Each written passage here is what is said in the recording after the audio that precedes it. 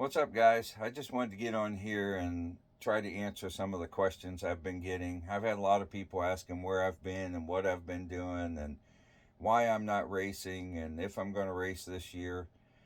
And I've got a lot of questions about some of the social media posts I've made here recently. So I figured I'd get on here and make a video and try to answer some of that stuff and tell a little bit of a story about what's went on in my life the last couple years, and I'll try to condense it as much as I can. But to understand what I'm doing now, you really need to hear the story. So hopefully you'll stick around and listen to it. It'll probably take 20 or 30 minutes, but it's a really cool story. And you'll have to bear with me. I don't make videos like this ever, so I'll try to get through it. And for those of you who don't know me, my name's Tom Russell, and I'll give you a little bit of a backstory. I drag raced from 1989 till 2022. And even before that, my dad raced from the time he was 16 until he was 80. So I've been going to the races since I was a little kid. And as a kid, I became obsessed with race cars and racing, and that's all I ever wanted to do. And we traveled all over the country racing. And then when I was got my driver's license, I started racing. And even my professional life, I build race cars for a living, put roll cages in, build racing engines. So everything in my life has revolved around racing since I was just a kid. Well, in 2022, we went to the Gator Nationals in Gainesville, Florida. And on the way down there, I paid like $3.05 a gallon for diesel fuel, and I complained the whole way. And it might not sound bad, but the motorhome holds 100 gallons of fuel, and towing the race car trailer through the mountains, it's probably gets 5 or 6 miles a gallon, so it gets expensive. Well, we were down there for a week and a half or 2 weeks racing, and on the way home, diesel fuel had went up to 5.25 a gallon, and I can remember thinking, I can't do this anymore. I was spending every penny I made just to keep the racing program going, and I was robbing Peter to pay Paul and spending money I shouldn't spend, and I knew that this was coming, but I had drug it out as long as I possibly could because I couldn't imagine not racing. But things had gotten so expensive that it was just completely out of control. Well, what nobody warns you about, when you've done something like that your entire life and it's kind of your identity, when you lose it or you quit doing it, it's like you lose part of yourself. And I mean, I completely lost direction, completely lost purpose, lost what had driven me my entire life. And I was just kind of aimlessly wandering through life. I had no idea what to do with myself. And I was still building race cars and stuff at the time, but I got where I was really depressed. I really struggled with depression for a long time. And I was just angry when I wake up in the morning just because I woke up. I mean, and this stuff was like so far out from what I normally was. I mean, I was always really upbeat and always looked at the bright side of things. So it was like it wasn't even me. I mean, I didn't even recognize myself anymore. And I didn't know what to do about it, didn't know how to fix it.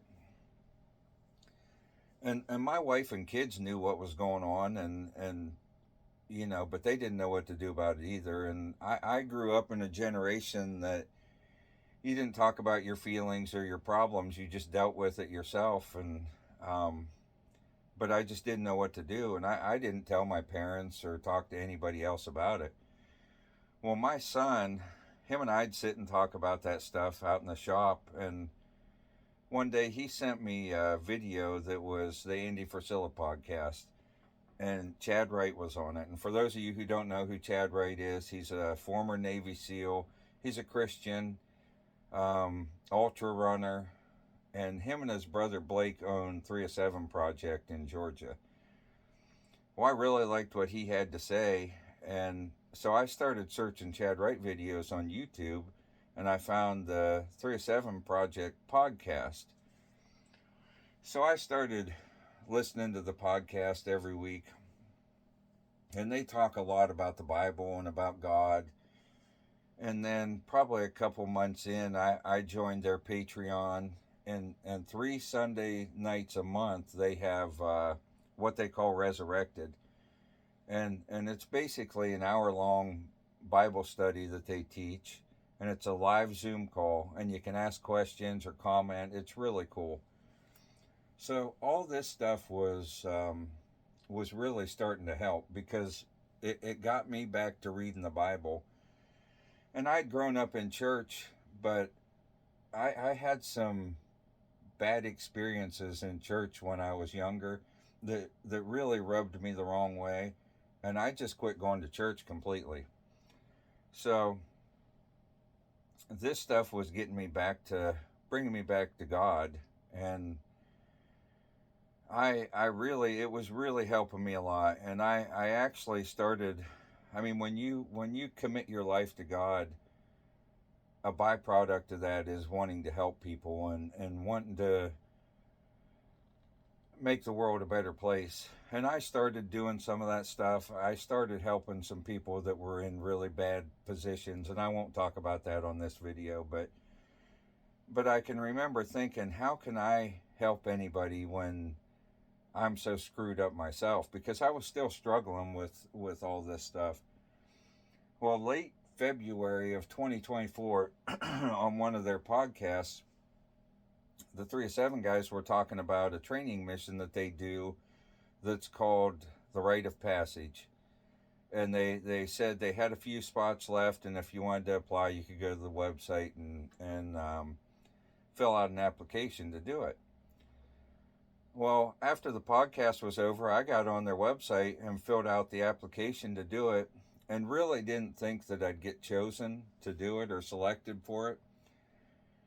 But I filled it out, and I said later that was God directing me to do that, because that is so far out of the realm of anything that I've ever done in my life. I mean, I've never signed up for anything like that.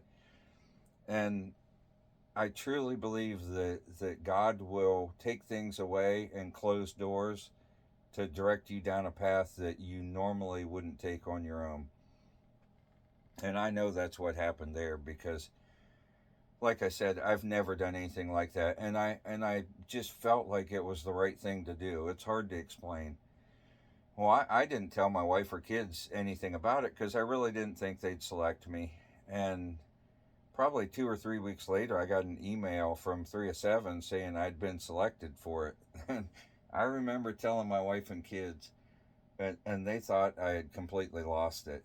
I mean, they thought I was either having a mental breakdown or a midlife crisis or something, because like I said, it's just, I'd never done anything like that, and they could not believe I signed up for it. And my kids were already saying, "Are you sure you can handle something like that?"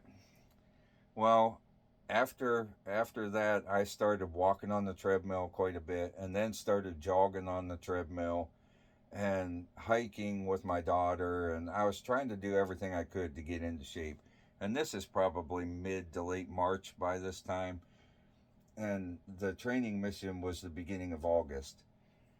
Well, it got to be mid-July, and everything that could go wrong in my life did. I mean, it was like a dumpster fire. Everything was going wrong. It was a mess. And then my dad had a heart attack, and he was in the hospital.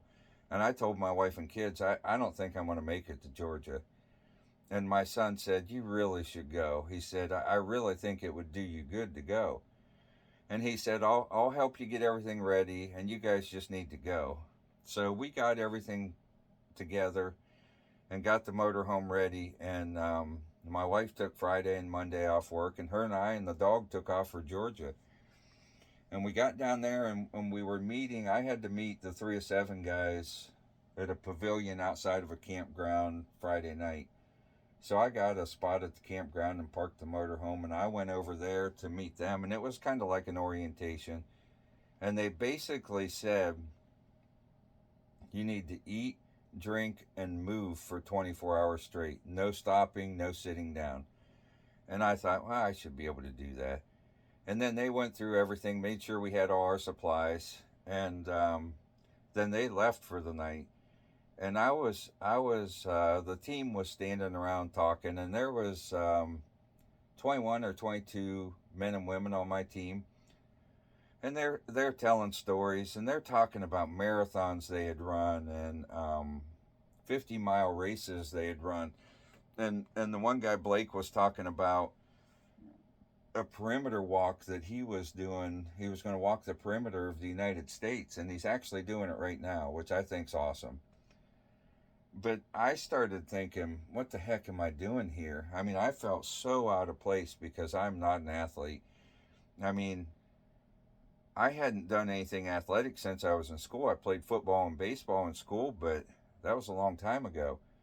So I started doubting myself right then and thinking I shouldn't be here.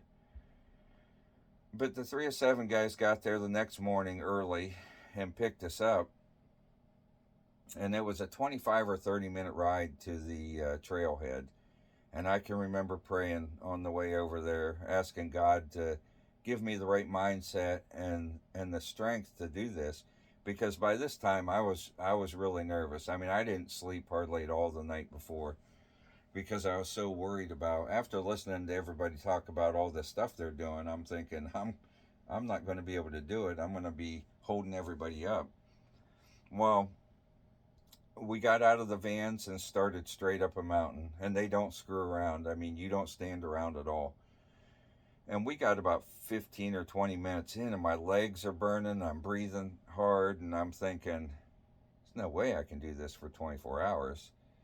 Well, as we went along a little while, my body got loosened up, and I got where I was doing pretty good and enjoying the hike.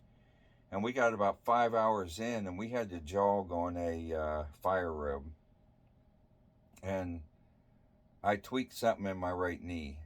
And so I started limping. And as we went on, my hips started hurting, and then my back, and then my other knee. And I got to where I was just kind of hobbling along. And we had another guy on the team, James, that had a pre-existing knee injury that flared up. And he was the same way. He was really struggling. And I found out later the 307 guys thought him and I were going to quit early on. And I mean, we hadn't got to the first resupply yet, so I was thinking, I'm going to have to quit at the first resupply. I'm thinking, I can't go on like this. Well, my kids had asked me about 1,000,000 times if I was sure I could handle this. And I finally got irritated and said, look, I'll either finish it or they'll carry me out of there on a stretcher. And I told my kids their entire life, you can do anything you set your mind to. And when they were in sports, I'd tell them, the only thing holding you back is you.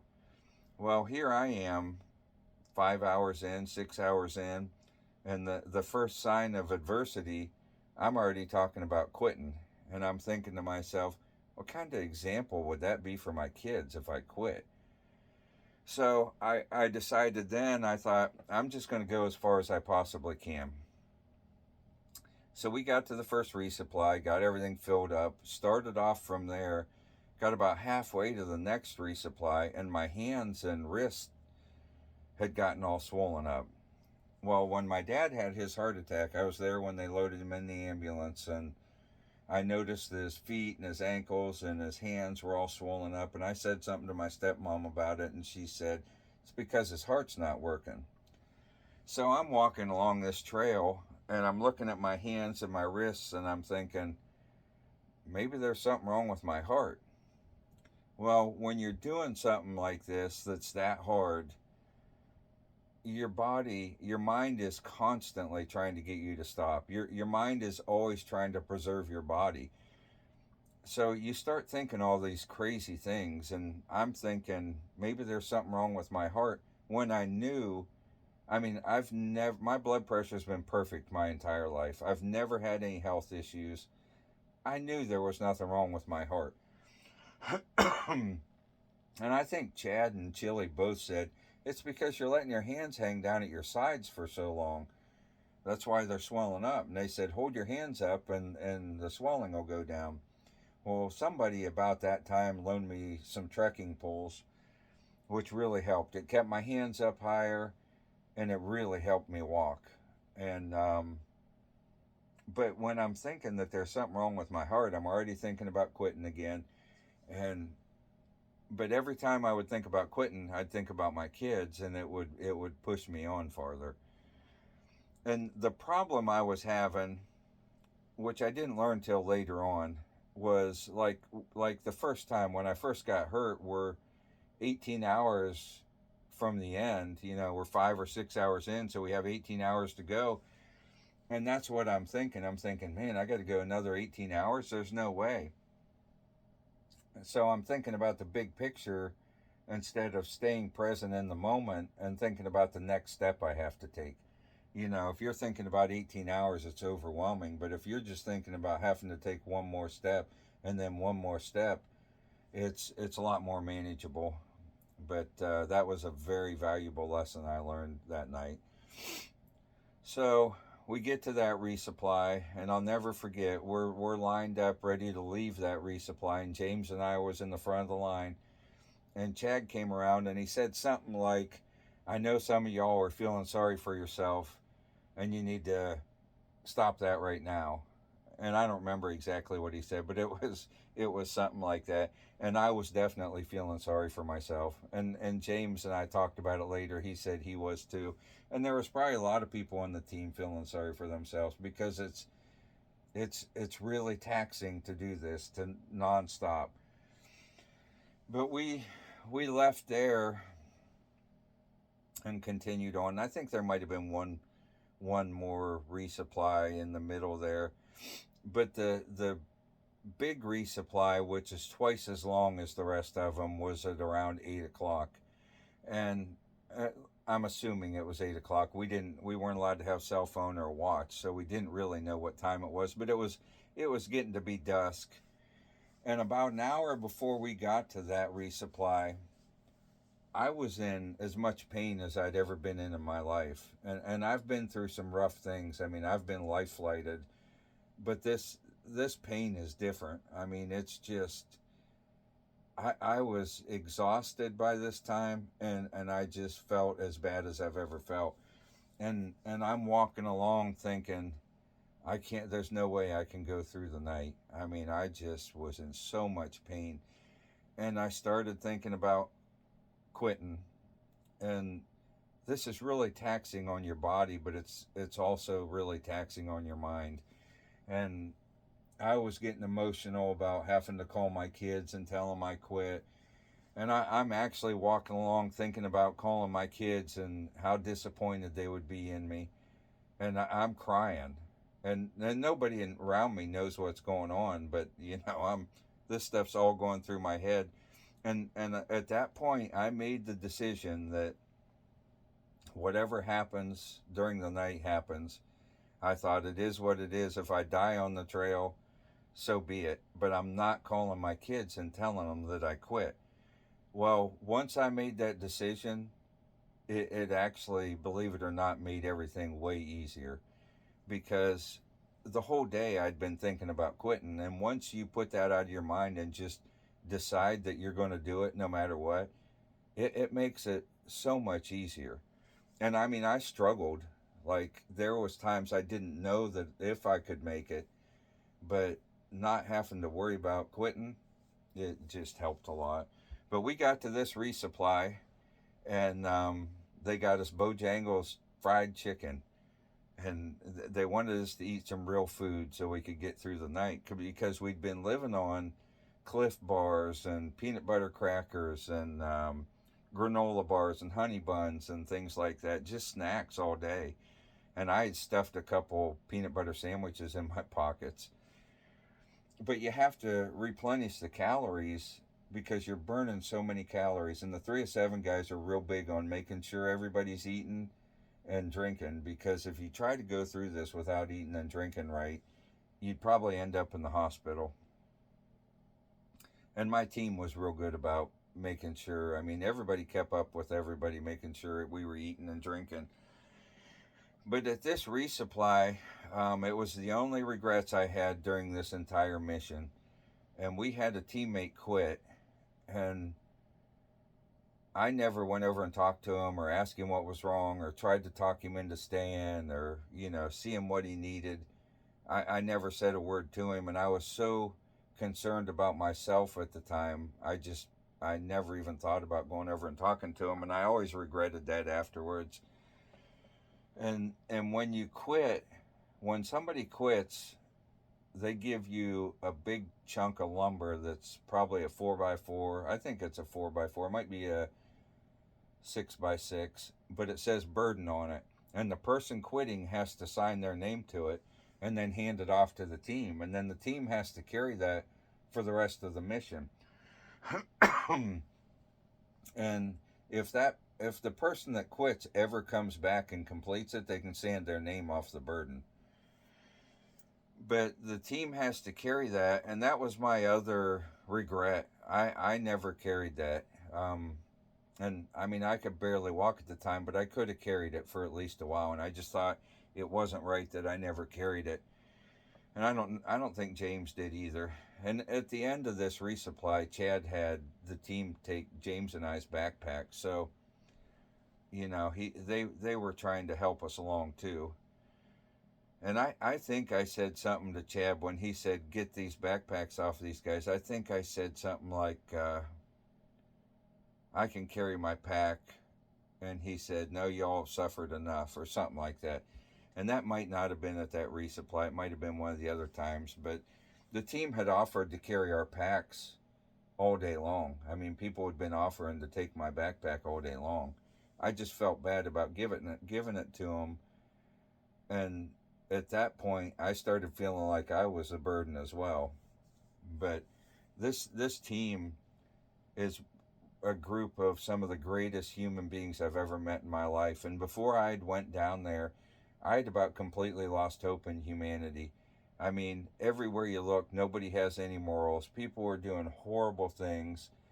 And I just didn't think there was that many good people left in the world. And after dealing with the 3-7 guys and my team, it just completely restored my hope for people. It really did. But we left that resupply and it started getting dark. And I can tell you, hiking through the woods in the dark when you're exhausted with a little headlamp on in a place you've never been before is just wild. It really is. I mean, it's like nothing I'd ever done before. And you're going along, and I mean, in the middle of the night when you're completely exhausted, you're seeing things that aren't there. It's just, like I said, it's wild. And those guys, like Chad doesn't like when the first person in the line stops and then everybody runs into each other like an accordion. So when you get to a tree, you had to make a decision whether you're going around it, going over it, or something, because if you stop, they're going to yell at you. And I was in the front of the line, and we came up to this huge tree that had fallen across the trail, and I didn't see any way around it. And I'll never forget, I didn't want to stop and get yelled at, so I just kind of laid over it and rolled over onto the ground on the other side and got up and kept moving, just so I didn't hold the team up.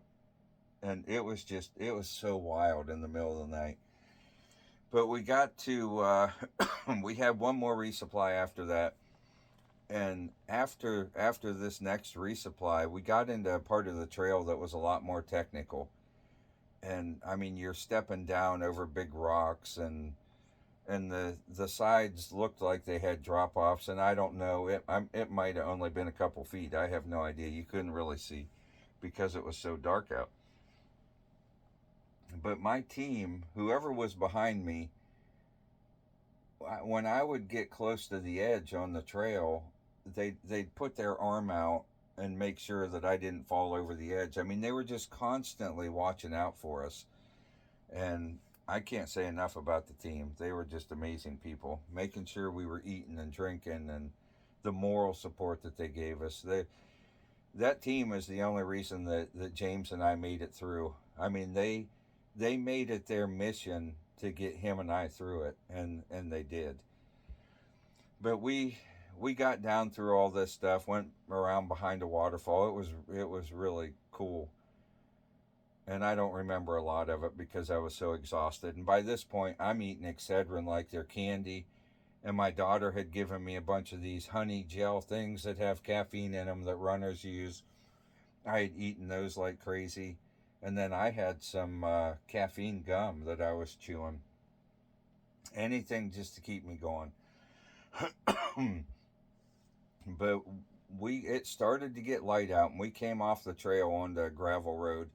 And I remember we went up a hill that I swear seemed like it took us 3 hours to get up, and it was probably 15 or 20 minutes. I don't know. I mean, I'm so exhausted by this point, and I could barely pick my feet up off the ground. But we finally get back to the vans, and Chad lined everybody up and talked to the whole group, and then he was sending people back to the vans one at a time. And I'll never forget, James and I were the last two standing there, and he said something like, "Well, boys, you made it." He said, "It was a hell of a fight, but you made it."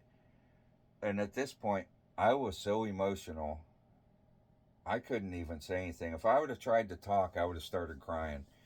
I mean, I was just so emotional that we fought through and made it all the way to the end. I mean, all the trouble that we had, and not just James and I, the entire team. I mean, it is really, really hard to go 24 hours nonstop.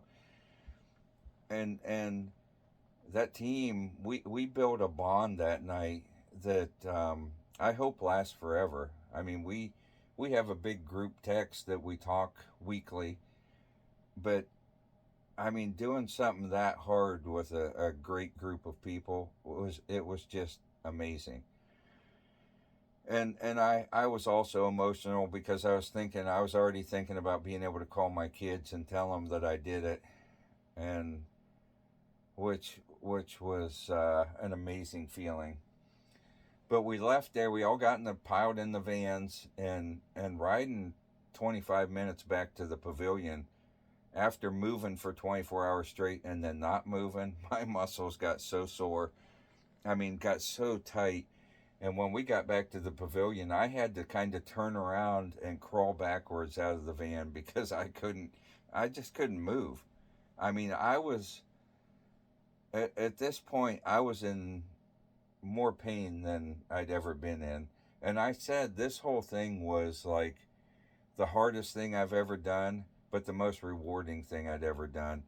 And I was in more pain than I've ever been in, but I felt better than I'd felt in probably 10 or 15 years. I mean, it helped me mentally so much that I can't even explain it. I mean, when I went home from there, I never had another problem. I have never had another problem with depression or any of the problems that I was having, finding direction or anything like that.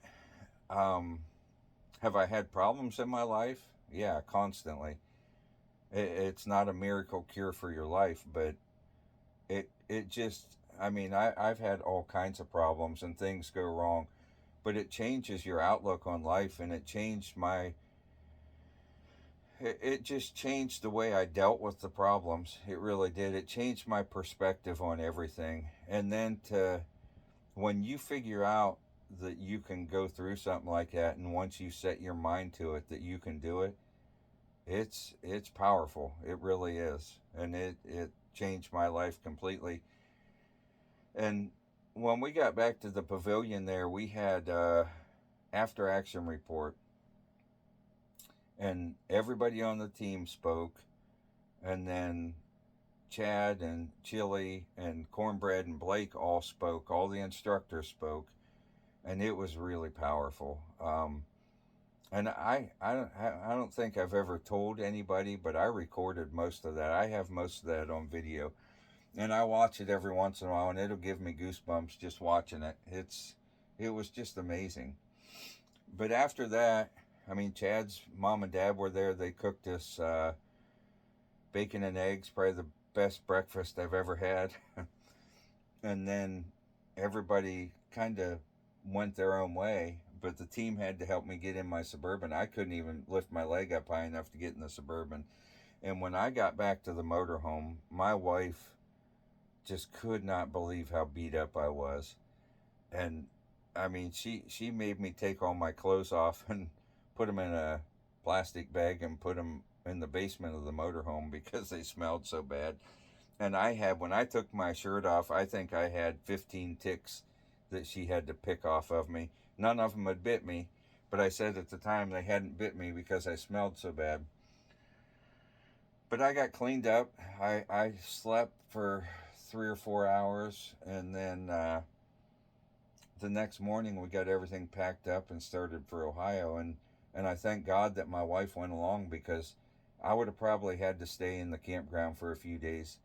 I don't think I could have done it without her. I really don't. I was in such bad shape. I don't think I could have got the Suburban hooked up to the motorhome or everything packed up and ready to go.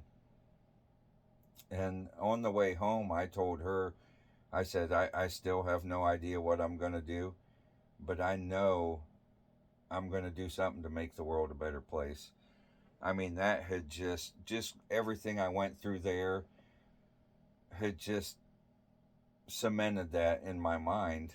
And I had already decided that before I went down there, but it just made such a difference in my life down there that I knew for sure that's what I was going to do. And I had lived so selfishly my entire life with racing that I just wanted to give back. I mean, I had done so much for myself throughout my life that I just wanted to do something for people that needed help.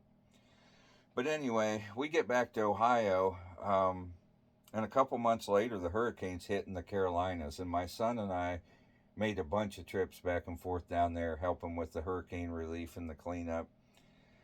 And one of the trips we made down there, and I was coming back and forth because my daughter was in cross country, her final year of cross country in high school, and she was running districts and regionals and the state championship. So I was going back and forth because I didn't want to miss any of that stuff for her final year. But one of the trips we made to North Carolina, my mom had told the pastor at her church what we were doing, and he collected money and sent it with us to help with the trip and everything else.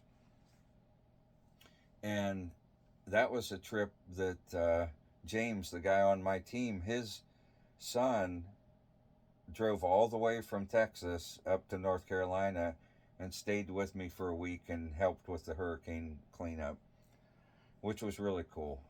Um, and then on the way home from that trip, my mom called and said, "Hey, Pastor Rob would like you to come into church on Sunday and talk about what you've seen and what you guys have been doing in North Carolina and show some pictures." So I did. I went into the church and went up, got up front and talked to the congregation, told them everything about that trip. And then my mom had told the pastor about my experience in Georgia. And so he asked me a ton of questions about the rite of passage. He was really interested in that. And I told a short condensed version of this story to the congregation. Well, a couple months later, and it may have been 3 or 4 months later, it all runs together, but I met with Pastor Rob for coffee one morning. And I told him, I said, I still don't know what I'm doing, but same thing I told my wife, I'm going to do something to make the world a better place. And I said, if I could do anything I wanted, I would probably take people that are struggling in life, whether that be from people that are recovering from substance abuse or veterans that have got out of the military that are struggling to acclimate back into civilian life, or just anybody that's struggling in life at all. And I'd probably take them on a hike like we went on in Georgia. And I said, probably not 24 hours, but, and he said, yeah, I'd probably suggest 12 or 16 hours. And him and I talked about it a lot, and he was thought it was a great idea. And my son and I, when I got home from there, my son and I searched for the hardest trail in Ohio. And it's in southern Ohio in the mountains. And it's not technical, it's just taxing. So him and I left at 3 o'clock in the morning one Saturday morning, drove 3.5 hours to southern Ohio, and we hiked for 12 hours straight. Same rules as the rite of passage. We didn't stop and didn't sit down for 12 hours. And it was brutal. It was really hard, but it needs to be. And it's a perfect trail for what I want to do. So that's what you guys have been seeing on my social media, the Journey to Freedom. That's what it is. It's a 12-hour hike. We're supplying everything. I mean, I already have all the backpacks and water bottles, headlamps, all the supplies, all the food. We're going to supply everything. And because I didn't want somebody to not be able to do it because of money. If somebody needed help, I didn't want them to miss it just because they didn't have the money to do it. And a lot of the time when people are struggling, money's part of the thing they're struggling with. So that's why we decided to do it that way. And I've got a lot of help buying this stuff, people donating money, and we have everything for the first one. And I'm starting to collect for the second one. But I told Pastor Rob, if I can give people a fraction of what I got from 307 Project, it'll be a huge success, because they just helped me so much. And I owe the 307 instructors and my team so much. I mean, I'll be indebted to them forever, because they did so much for me. They changed my life and quite possibly saved my life. And I can't say enough about them. And my team, I mean, we're in contact all the time. I bounce ideas off of them, and they've helped a lot with this stuff. So they're a big part of me doing this. I mean, helping me decide what to do and things like that. And 307 is directly responsible, because I would have never even thought of this without them guys and what they've done for me. And then Pastor Rob at the church has been a huge, huge part of it. And he's actually got me back to going to church, and he's an amazing speaker. He's just an amazing speaker, and he teaches directly from the Bible, which is what I like. So that's what that is. People asking if I'm going to race this year. I'm not going to race. Like I said, I've lived so selfishly. I did all that for myself for so long. I'm going to get back to helping people and trying to make the world a better place. And I won't say I'll never drive the race car again. I mean, we still have the race cars, but I don't plan on racing at all this year. If my dad wanted to go somewhere, I'd probably take him. But no, I don't plan on racing.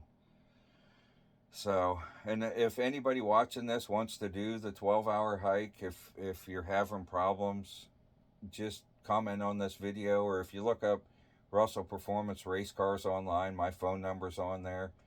Or if you want to do the 24-hour hike, just go to 307project.com, and they have training missions on there. I think they have 3 or 4 different ones.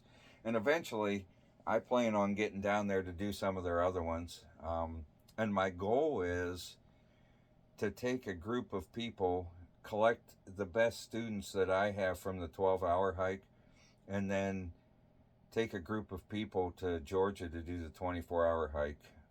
And I haven't talked to those guys about that yet, but that's my goal anyway.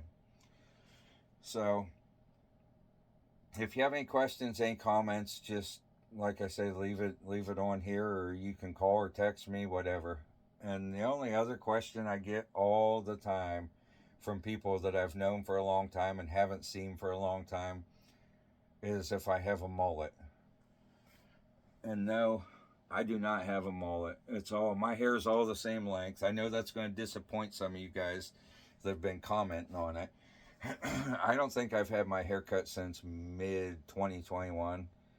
And I hear about it from my wife all the time, but I don't have a mullet. I've allegedly may have had a mullet back in about 1987 or 88, but I don't know that there's any pictures to prove that. So anyway, thanks for watching, guys. I know it's a long video and it's a long story, but it's a really cool story, and there's a lot more to it, but I'm surprised I got this much out. So thanks for watching. I really appreciate it. And if you guys have any questions or anything, just get a hold of me. So thanks for watching. Love y'all. Bye.